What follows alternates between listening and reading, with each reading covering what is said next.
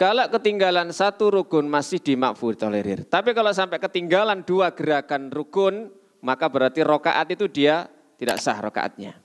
Contoh misalnya ya, dia ruku, imamnya ruku, dia tidak segera ruku. Kemudian ketika imamnya iktidal, apalagi sudah selesai iktidal kemudian baru ruku, berarti ini ketinggalan 2 rukun. Karena gerakan rukuk dan iktidal itu sama-sama rukunnya. Nah kalau ketinggalan 2 rukun ini, maka dia tidak mendapatkan rokaat tersebut. Bagaimana kalau misalnya kasusnya, imamnya ini cepat, tidak tumak ninah. Nah sekarang kita pahami tumak ninah itu apa? Apa tumak ninah? Iya, tenang maksudnya ukuran tenang itu seperti apa? Tenang, menghanyutkan, apa tenang ya apa?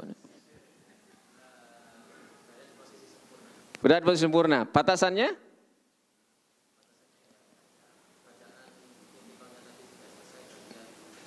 Baik. Jadi kalau di Syafi'i, ini belum kita baca ya.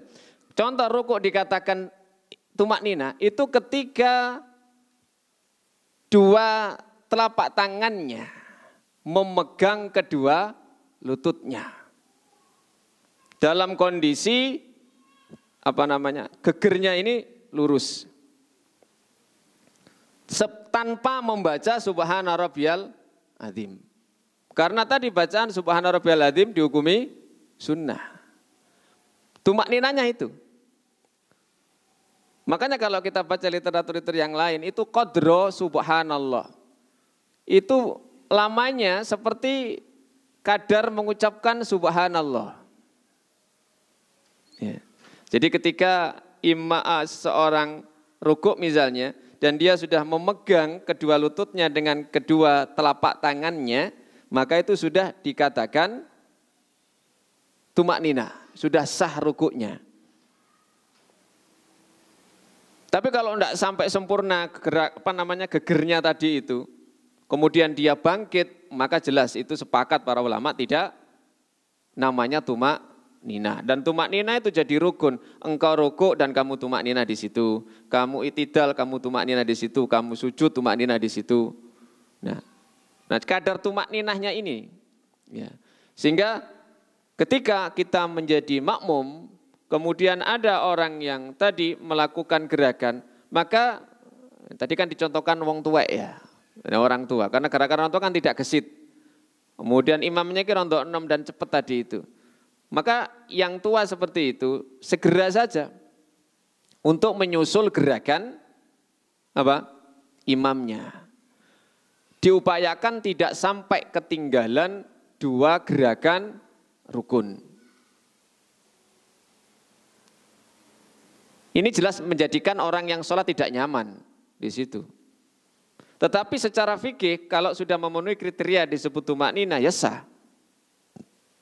Cuman nyamannya kan tidak seperti itu. Apalagi sudah terbiasa sholat agak tenang gitu.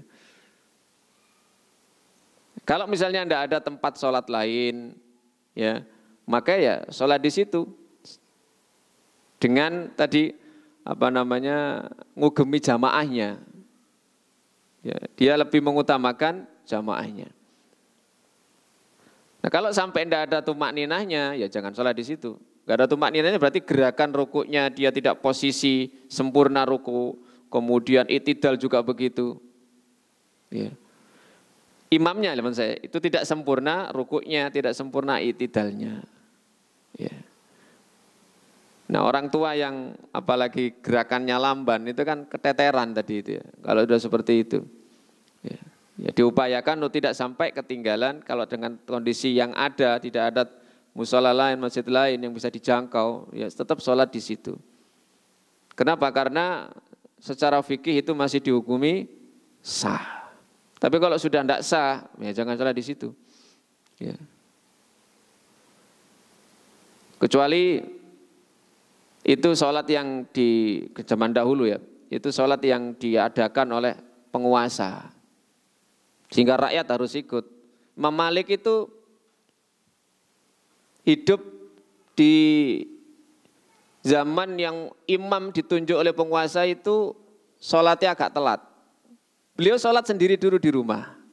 Baru kemudian sholat bersama dengan banyak kaum muslimin. Untuk menjagani tadi itu. Ya, wallahu a'lam bishawab.